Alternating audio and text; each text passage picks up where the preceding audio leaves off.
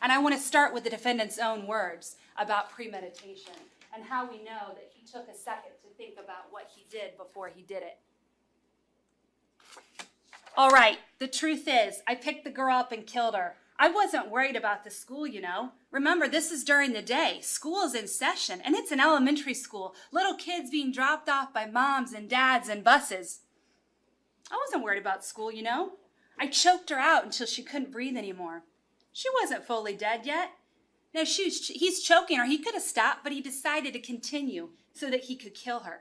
She wasn't fully dead yet, and she was still alive, and I pushed her out of the car, and she tried to get up, and I ran her over with the car. And I ran over maybe like 10 times, 10, 20 times, her head, her body.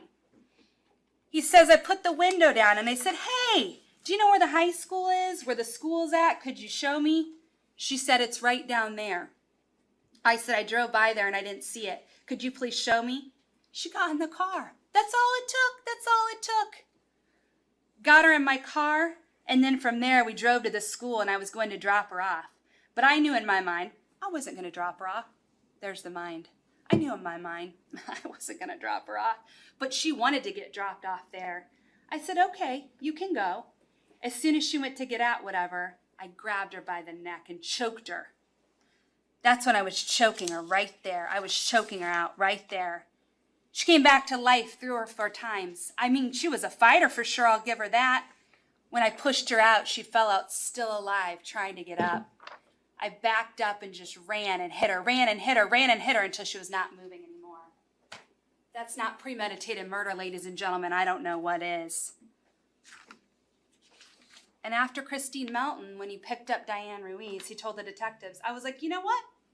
I've already done it once. I'm going to do it again. It came across my mind to murder, just kill, kill, kill.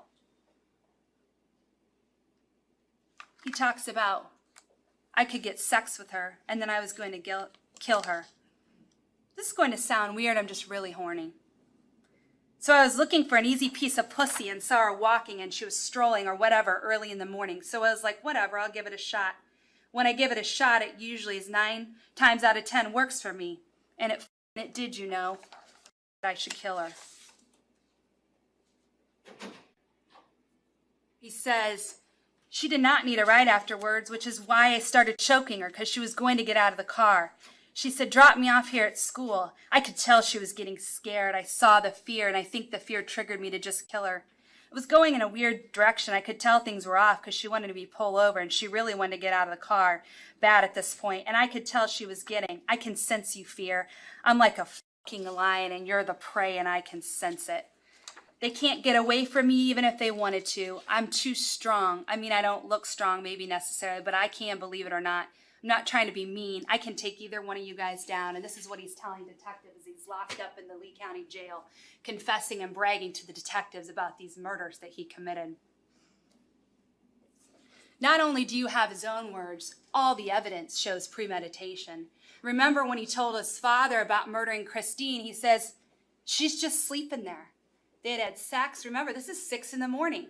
Stephanie Johnson has already left. He sees her asleep after a night of going out, having a good time. And he says, I decided I was going to kill her, and I got on top of her.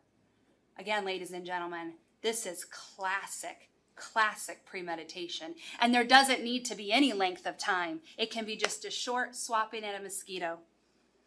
Defense also alluded that, oh, you know, there's drugs and alcohol, and he was on these drugs. That's what he says. But nowhere in the packet of jury instructions are you going to hear or are you going to read when you take those jury instructions back with you that drugs or alcohol is a defense to murder or a defense to premeditation.